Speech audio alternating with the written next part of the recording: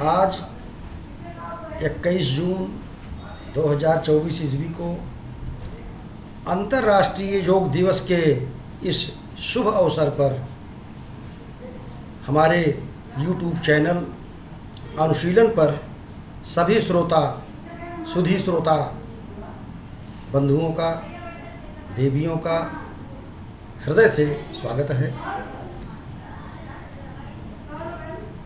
अंतर्राष्ट्रीय योग दिवस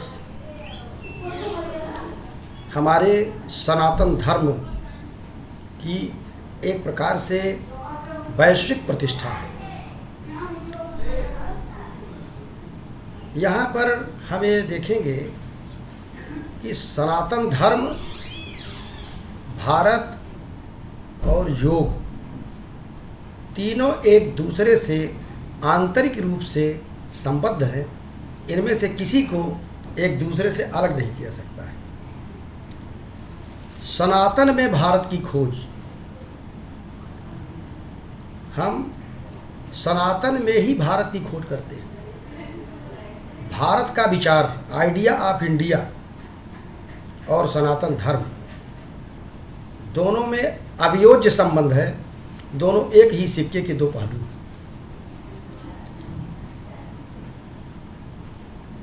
सनातन धर्म के बारे में थोड़ी परिचर्चा हम करेंगे, क्योंकि कुछ लोगों से वार्ता के दौरान मुझे ऐसा प्रतीत हुआ कि सनातन के बारे में लोगों की धारणाएं बहुत ठीक नहीं। कुछ लोग सनातन का अर्थ मानते हैं पुरातन, जो पुराना है, प्राचीन है, या जो आउटडेटेड है, तो आधुनिकता की चकाचौंध के कारण लोग सनातन को भूल रहे हैं और सनातन से दूर जा रहे हैं। इस मंच पर हम ये कहना चाहेंगे कि सनातन का अर्थ ना तो पुरातन है और न अप्रासंगिक है। सनातन धर्म का अर्थ है जो मूल्य व्यवस्था आदि से लेकर के यथावत एज इट इज निरंतर अखंड रूप से चली आ रही है। वह वैल्यू सिस्टम जो जितने प्रासंगिक पहले थे, आज उतने ही प्रासंगिक हैं।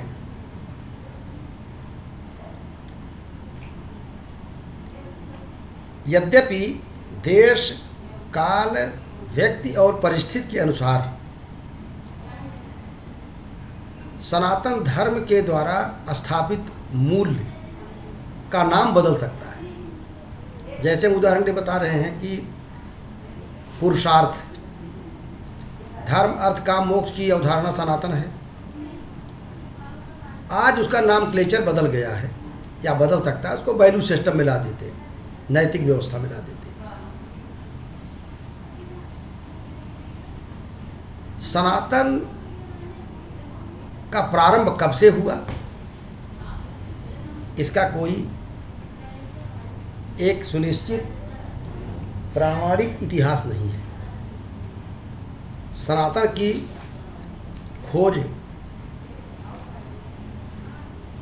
या सनातन की स्थापना किसने किया, यह स्थापित करना, यह निर्धारित करना संभव नहीं है।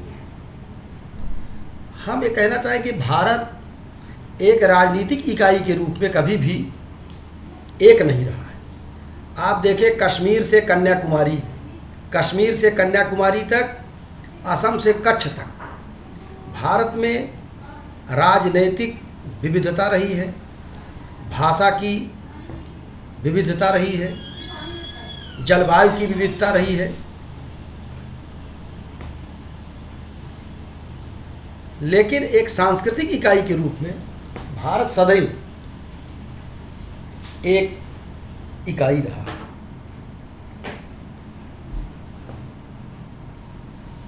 सनातन धर्म के कारण ही भारत एक सांस्कृतिक इकाई रहा है। आप कश्मीर से कन्याकुमारी तक कितनी डाइवर्सिटी देखते हैं। भाषा, जलवायु, लोगों के रूप रंग बनावट,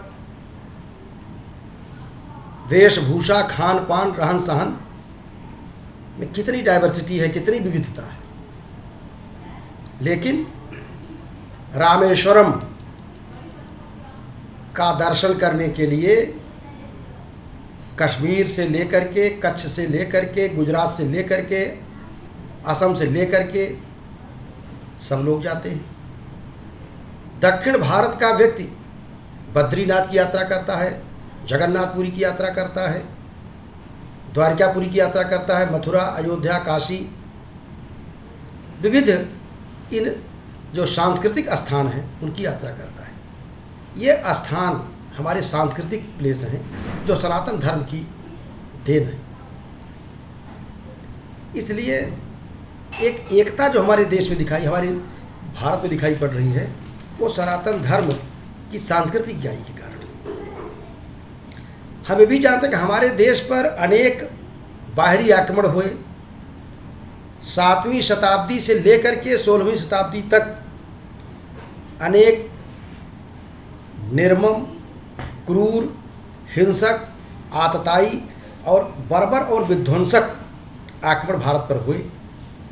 शायद जितना आक्रमण भारत पर हुआ उतना शायद ही किसी देश पर हुआ है। इन बाह्य आक्रमणों के बावजूद सनातन धर्म की जो आंतरिक शक्ति है, जो सांस्कृतिक एकता है, वो पूरे भारत में अक्षुण्ण रूप से बनी रही। ये अवश्य है कि कुछ क्षेत्रों में बलात् या प्रलोभन बस धर्म परिवर्तन कराए गए, मजहबी कन्वर्जन हुआ, लेकिन सनातन कभी समाप्त नहीं हुआ, न हो सकता है। क्यों? इसका कारण एक तो ये मुझे लगता है कि सनातन धर्म का कोई एक प्रवर्तक नहीं है। सनातन धर्म का एक कोई प्रवर्तक नहीं है, एक कोई मजहबी धर्म नहीं है, मजहबी रिलीजन नहीं है।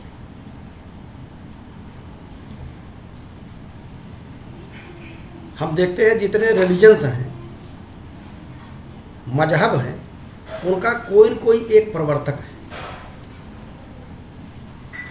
आप सनातन धर्म का प्रवर्तक किसको कह सकते हैं?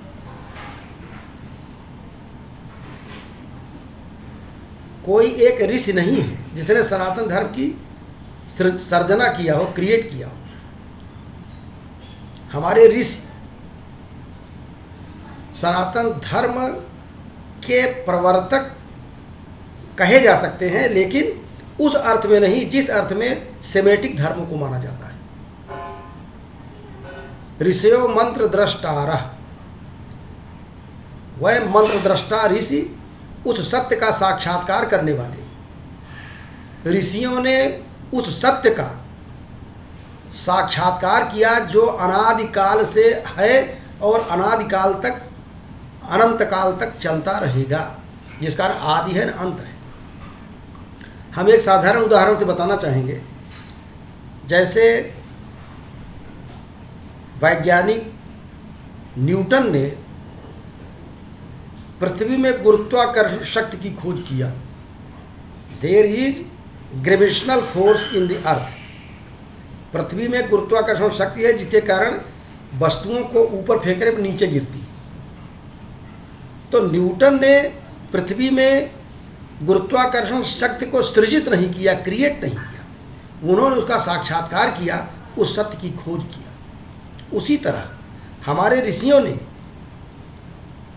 सनातन धर्म की स्थापना नहीं किया है, उन्होंने सनातन धर्म में निहित सत्य का साक्षात्कार किया है, ईश्वर साक्षात्कार किया है, जिसको जो भी नाम आते। तो सनातन धर्म कोई मजहबी धर्म नहीं है। दूसरी बात महत्वपूर्ण यह है कि यहाँ सनातन धर्म में किसी मैसेंजर या पैगंबर के माध्यम से ईश्वरीय संदेश हमें प्राप्त नहीं होते। There is no messenger. हम सत्य का साक्षात्कार करते। हमारे यहाँ स्वानुभूति, अपरोक्षानुभूति और तत्व साक्षात्कार की व्यवस्था है, न कि किसी माध्यम से कोई संदेश प्राप्त होता है।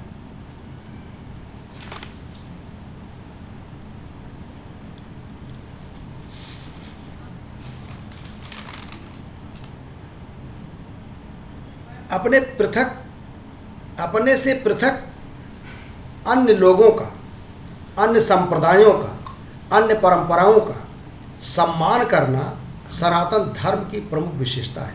क्योंकि हमारी परंपरा है अतिथि देवो भव, मातृदेवो भव, पितृदेवो भव, आचार्य देवो भव, अतिथि देवो भव। यदि कोई दूसरे धर्म का, दूसरी परंपरा का, दूसरी कल्चर का व्यक्ति या संप्रदाय या कोई अच्छा ज्ञान है तो उसके प्रति सम्मान का भाव रखना, ये हमारी सनातन सांस्कृतिक विरासत है। यही कारण है कि हम भारत के लोग सनातन धर्मी सदैव शांति के पुजारी रहे। हमारा दृष्टिकोण सर्व कल्याणकारी, सर्वधर्म संभाव, सर्वे भवन्तु सुखिनः, वसुधैव कुटुंबकम का आदर्श और सर्वम शांति रहा है। हमारा ये मिशन रहा है।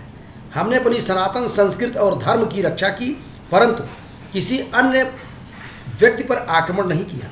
आप देखिए, भगवान श्री राम ने लंका पर विजय प्राप्त किया, लेकिन लंका पर कब्जा नहीं किया, वहाँ का राज्य विभीषण को दिया। श्री कृष्ण ने कंस को पराजित किया, कंस का वध किया, लेकिन वहाँ का राज्य खुद नहीं लिया। इसी प्रकार जरासंध का पराजय हुआ, लेकिन जरासंध के पुत्र को ही राज्य दे दिया गया। तो हमारी विरासत, हमारे पूर्वजों ने, सनातन धर्म के अनुयायियों ने कभी न तो किसी धर्म को, किसी मजहबी परंपरा को, किसी कल्चर को, किसी संस्कृति को नष्ट करने का प्रयास किया, और न ही किसी दूसरे राज्य पर आक्रमण करके उस पर कब्जा करने का प्रयास किया। हमने केवल बुराई का विरोध किया, असत्य का विरोध किया जहाँ सक्षम था। क्योंकि हम वसुधैव कुटुंबकम में विश्वास करते हैं, और वसुधैव कुटुंबकम में विश्वास इसलिए करते हैं क्योंकि हम वैदिक काल से ही ब्रह्मांड का आधार एक परम सत्य को मानते रहे। ऋग्वेद मानव जाति का आदि ग्रंथ है, विरासत है, और ऋग्वैदिक काल से यह मान्यता रही है कि एकम सद विप्राह बहुधा वदन्ति। परम सत्ता, परम तत्व, उसको जो भी नाम आप देना चाहिए, एक है। उसके अनेक आयाम हो सकते हैं, अनेक नाम हो सकते हैं, अनेक व्यापार या अनेक फंक्शन हो सकते हैं। बहुधा बदलते, हम बहुलता का नकारते नहीं, बहुलता प्राकृतिक है। अनेकता, विविधता, बहुलता, डाइवर्सिटी, ये प्राकृतिक है, और जो प्राकृतिक रूप से है उसको नष्ट नहीं करना चाहिए। उस प्राकृतिक विविधता के मूल में आध्यात्मिक एकता है। एकता आध्यात्मिक है और विविधता प्राकृतिक है। यही कारण है कि भारत ने कभी अन्य धर्मों को, अन्य परंपराओं को नष्ट करने का भी प्रयास नहीं किया। ऋग्वेद से लेकर के श्रीमद् भगवद गीता और उपनिषदों पर्यंत हम एक तत्ववादी, एक परमार्थ को मानने वाले, एक ईश्वर को मानने वाले, या एक ब्रह्म को मानने वाले, एक परम सत्ता को मानने वाले रहे हैं। नाम भले अलग अलग। भगवद गीता में एकादश अध्याय भगवान का विराट रूप देखिए।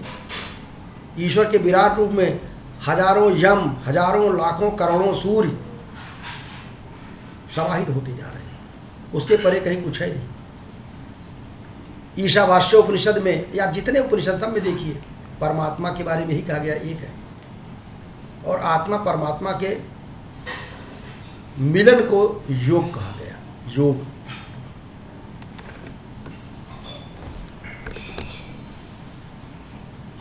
तैत्तरीय उपनिषद में पंच कोशों का सिद्धांत है। एक ही परम चेतना अन्नमय कोश से लेकर आनंदमय कोश तक है। अन्नमय कोश यानी जड़ जगत, प्राणमय कोश वनस्पत जगत, मनोमय कोश पशु और पक्षियों का संसार, विज्ञानमय कोश मानव जगत, और आनंदमय कोश परमार्थ। जो कहा गया एकम सद विप्रा बहुधा बंद, उसी एक तत्व की अभिव्यक्ति परमार्थ जो आनंदमय है, वो आनंदमय चेतन सत्ता ही अपने को विविध रूपों में प्रकट कर रही है। अब आप देखें इसमें पर्यावरण की बात, प्रकृति की एक रूपता की बात क्या है। इसलिए हम मानते हैं कि सारा ब्रह्मांड एक ऑर्गेनिज्म है, एक जैविक अंगी है। इसलिए हमारे ऋषियों मुनियों ने जो प्रार्थना किया वो केवल अपने परिवार के, अपने ग्राम की सुरक्षा के लिए नहीं किया। कहा गया अंतरिक्षम शांति, पृथ्वी शांति, आपो शांति, औषधया शांति, वनस्पतिया शांति, सर्वम शांति। समंड ब्रह्मांड में जब तक शांति नहीं रहेगी तब तक इस पृथ्वी पर मनुष्य का जीवन सुखमय, शांतमय और आनंदमय नहीं हो सकता है। इसलिए हम सनातन धर्म के लोग कभी किसी का अनादर नहीं करते हैं, कभी किसी के पास द्वेष नहीं रखते हैं। और जब ये सनातन धर्म है, जबकि ये बातें हैं, उस समय न तो यहूदी थे, न ईसाई थे, न इस्लाम था, न पारसी थे, यहाँ तक कि इसे आज हिंदू धर्म कहते हैं। हिंदू धर्म का नाम भी उस समय नहीं था, कहीं वेदों में नहीं है। न सिख थे, न बौद्ध थे, न जैन थे, ये सब बाद की संप्रदाय है। और कुछ राजनैतिक कारणों से या अपनी पहचान बनाए रखने के लिए भारत भूमि में जो उपजे हुए धर्म है, बौद्ध, जैन, सिख, ये भी अपने को अलग करने का प्रयास करते हैं। लेकिन इनकी सारी मान्यताएं, सारे सिद्धांत सब हमारी सांस्कृतिक विरासत के साहित्य, वेदों में, उपनिषदों में, भगवद गीता में निहित हैं। उनके बाहर कुछ नहीं। जिन्हें आप सेमेटिक रिलीजन कहते हैं, उनके वेशभूषा, उपासना पद्धति, उपासना स्थल, खान पान, रहन सहन भले हमसे भिन्न हो, लेकिन ये भिन्नता जो है सतही है, सरफेस पर है। जो मूल चीज़ है यही है कि ईश्वर एक है। किंतु हमारी परंपरा में उदारता है, सहृदयता है। उस ईश्वर को पाने के मार्ग अनेक हो सकते हैं। एक कहावत है कि सभी मार्ग रोम को जाते हैं। कहने का तात्पर्य है कि आप चाहे जिस मार्ग से जाएं, उसी साध्य गंतव्य स्थल पर पहुंचेंगे। तो हम केवल ये बताना चाह रहे हैं कि सनातन धर्म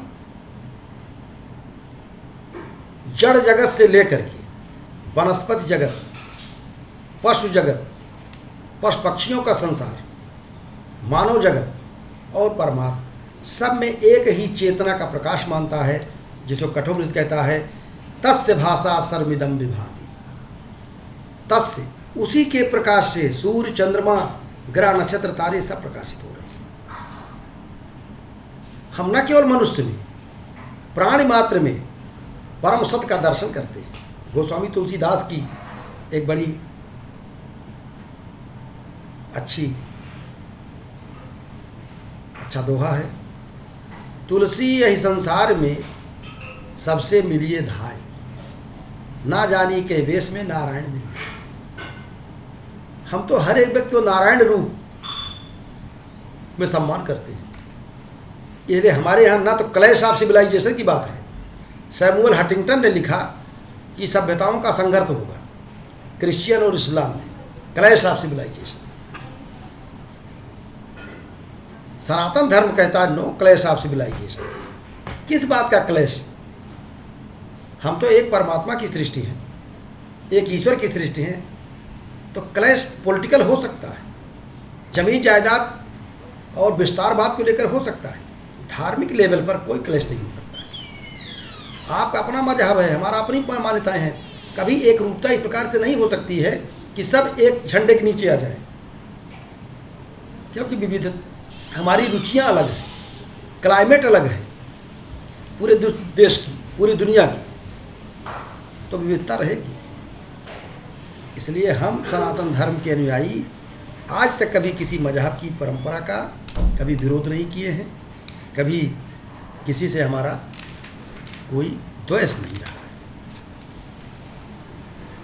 इसलिए सनातन धर्म एक उदारवादी, सर्वसमावेशी, अन्य व्यक्तियों, संप्रदायों, मतों, मजहबों और संस्कृतियों का सम्मान और आदर करता रहा है।